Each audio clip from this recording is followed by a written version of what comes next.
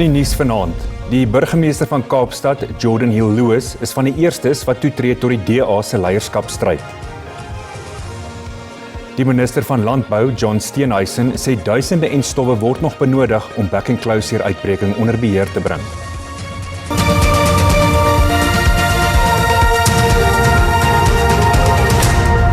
Goeienaand en baie welkom by die Afrikaanse nuusbulletin. Die DA se adjunkleier in die Wes-Kaap en burgemeester van die stad Kaapstad, Jordan Hill-Lewis, sê indien hy as die party se federale leier verkies word, sal hy verseker dat die party daagliks daaraan werk om regeringsbeleid te hervorm. Hill-Lewis, wat sy toetrede tot die wedloop as partyleier in Elsiesrivier in Kaapstad aangekondig het, is deur die minister van basiese onderwys, Sifiwe Gwagube, genomineer. Hy het dit duidelik gemaak dat indien hy suksesvol is, hy in sy posisie as burgemeester van Kaapstad sal aanbly.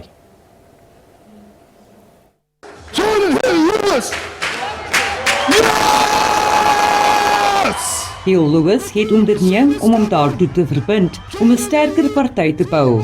Hy sê die DA moet werk om steun te wen en te verseker dat die party as deel van die regering van nasionale eenheid die welstand en voorspoed van alle Suid-Afrikaners prioritiseer. It's a decision that I've considered carefully. I am under no illusions about the road ahead, should I be elected to this position. But with deep love for our country, I will work arm in arm with each of you to lead our country on the path to prosperity.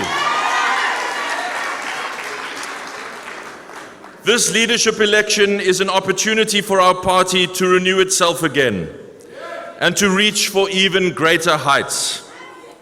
I'm excited to hear that many younger leaders will stand for leadership roles, and I know that in the years ahead, we will see many of them in positions to help make South Africa work and build a country of hope.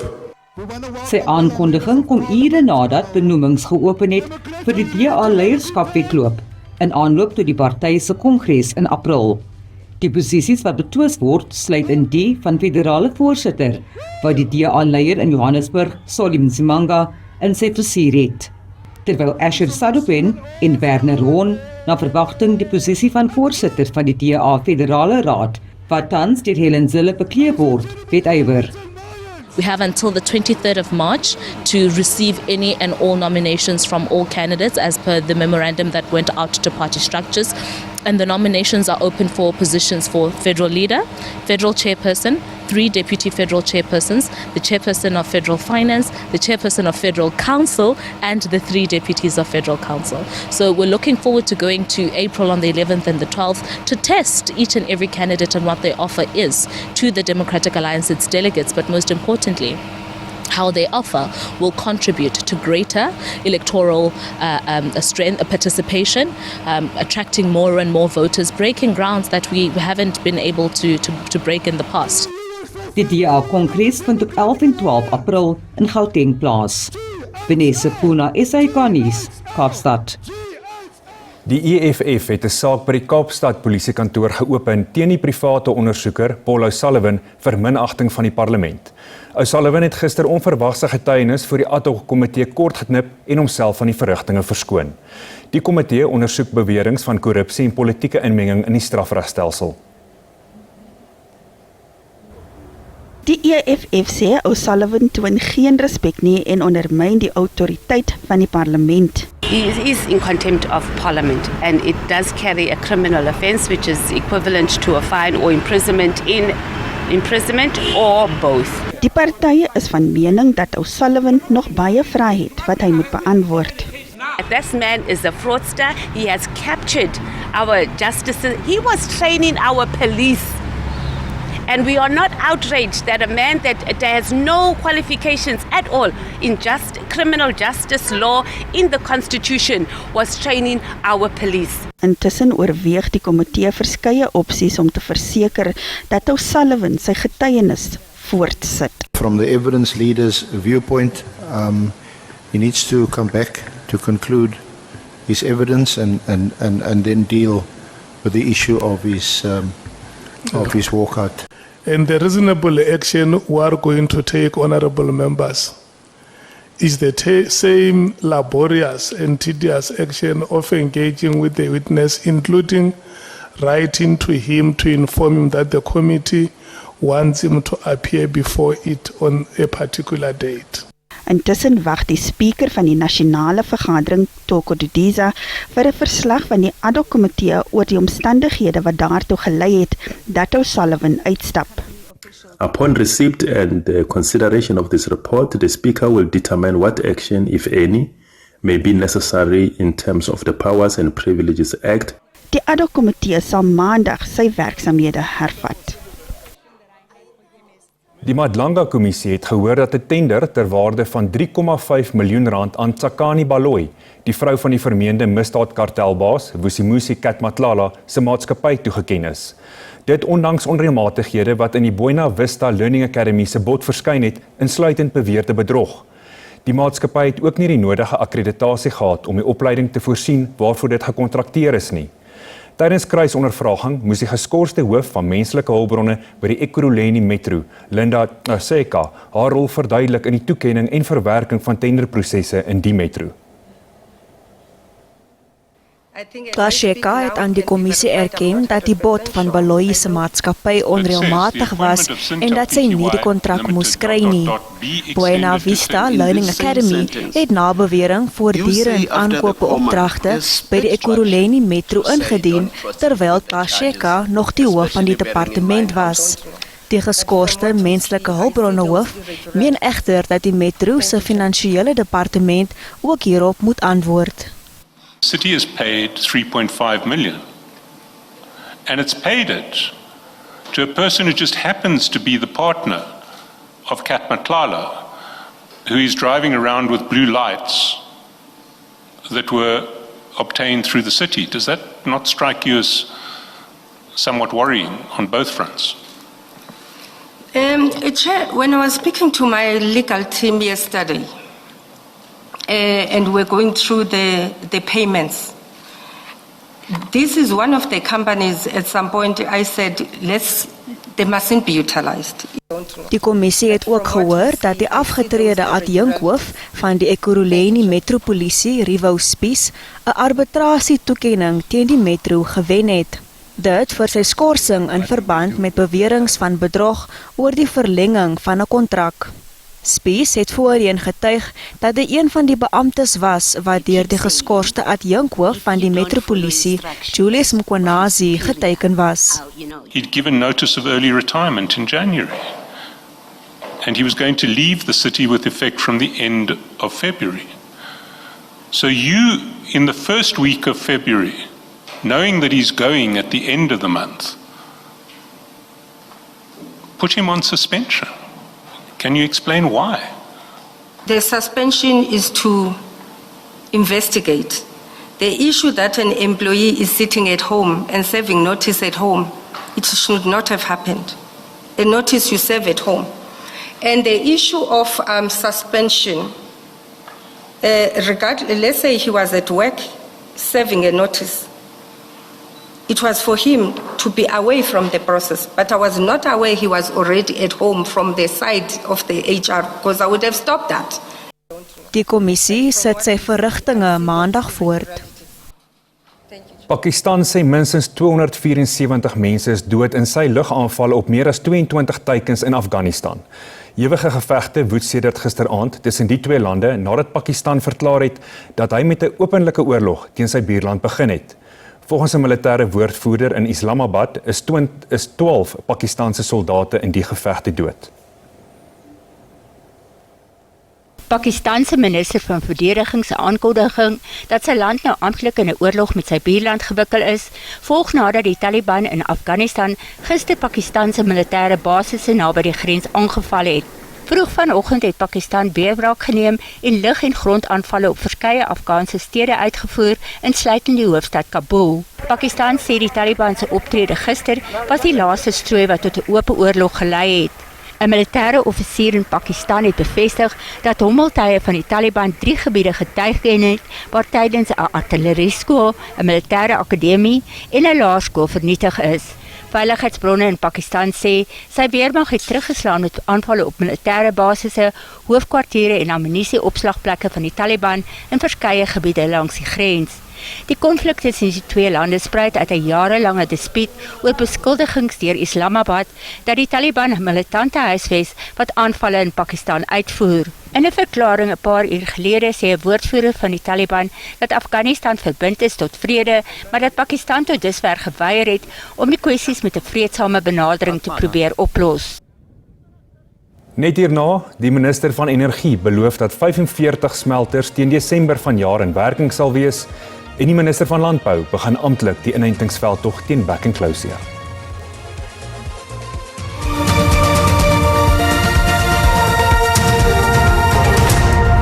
Welkom terug. Die minister van Elektrisiteit en Energie, Dr. Kgosientsho Ramokgopa, sê daar is 'n positiewe ommekeer in die energiesektor wat betref beleggings en werkskepping. Hy sê pogings word aangewend om laer kragtariewe te verseker vir ferrokroomsmelters. Ramokgopa sê daar sal teen Desember altesaam 45 smelters landwyd in werking wees. Tans is slegs 11 van 66 smelters werksaam. Ramokgopa sê die addisionele 34 smelters sal in die medium termyn 11.000 direkte werksgeleenthede skep. Dit volg nadat die nasionale energiereguleerder, NERSA, Eskom se aansoek vir 'n 35% vermindering in tariewe aan Samancor Chrome en Glencore Merafe goedgekeur het. As a result of this intervention, you expect that by December of this year, so essentially in the next 10 months or so, we are going to have 45 smelters operating. And by December of 2027, we'll have 49 smelters operating. So this is significant. Suid-Afrika benodig nog 28 miljoen dosisse enstof teen Back and Close indien hy vanjaar beduidende vordering wil maak teen een van die ergste uitbrekings nog van die siekte in die land. Die minister van Landbou, John Steenhuisen, het in Howick in KwaZulu-Natal gepraat waar die landwye inentingsveldtog amptelik afgeskop het.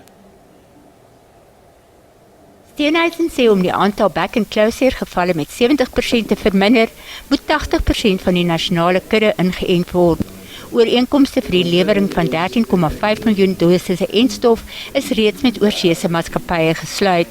For the very first time in South Africa, we now have vaccines coming in from Argentina and from Turkey.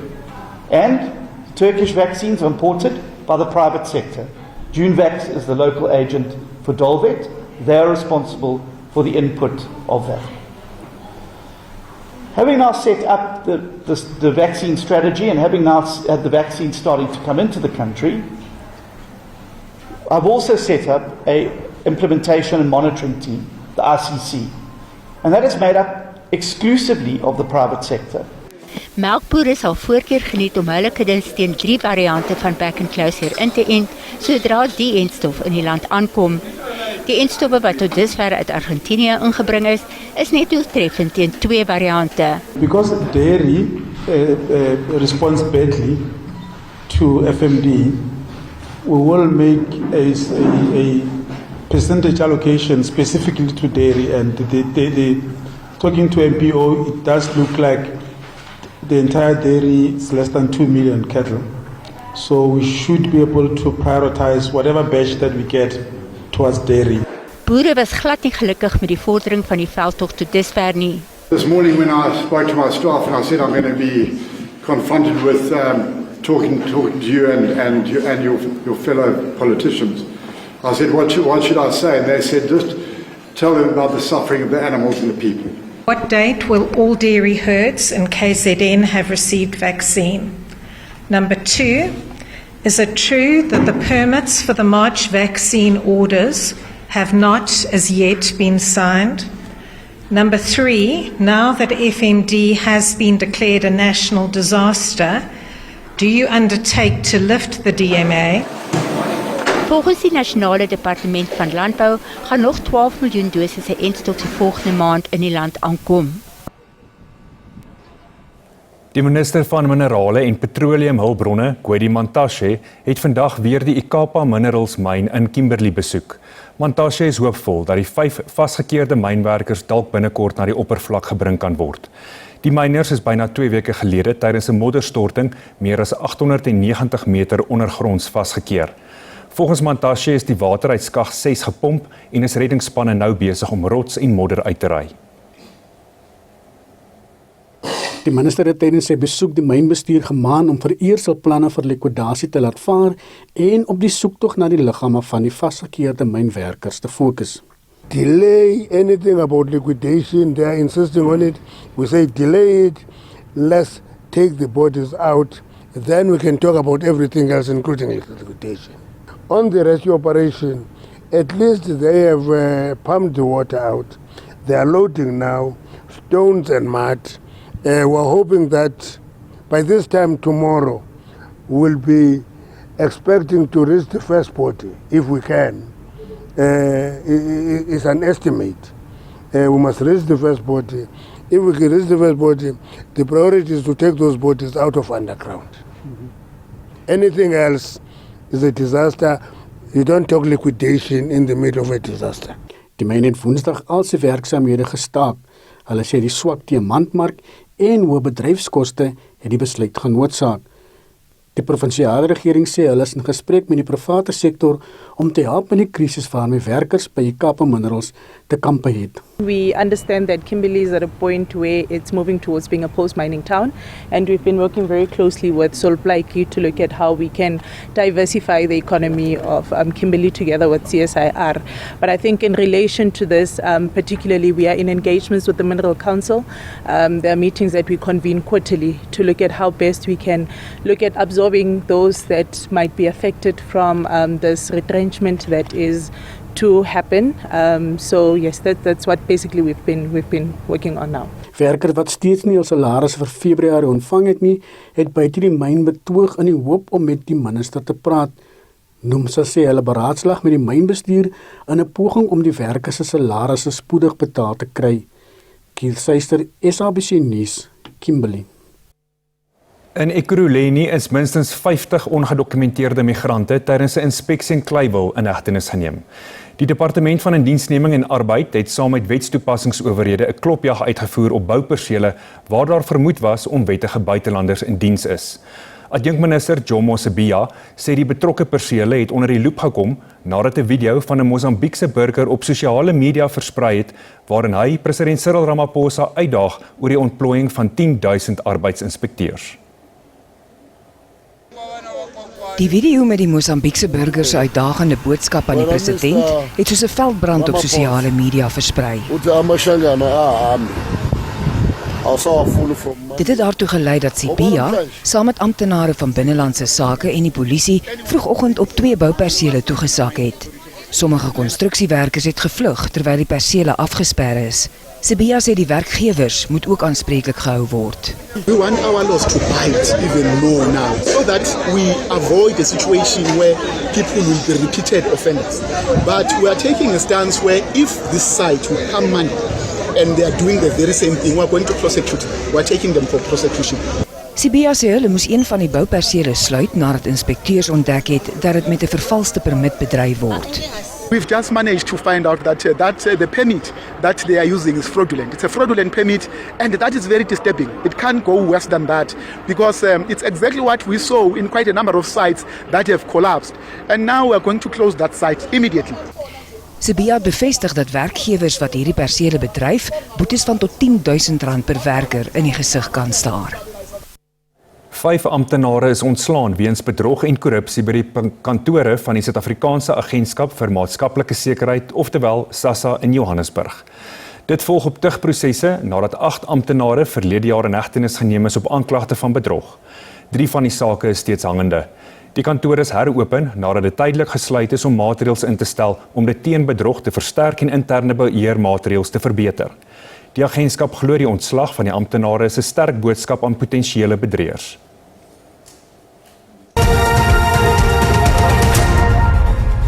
Kom ons kyk hoe die markte om 5 uur vanmiddag met die sluiting van die JSE vertoon het.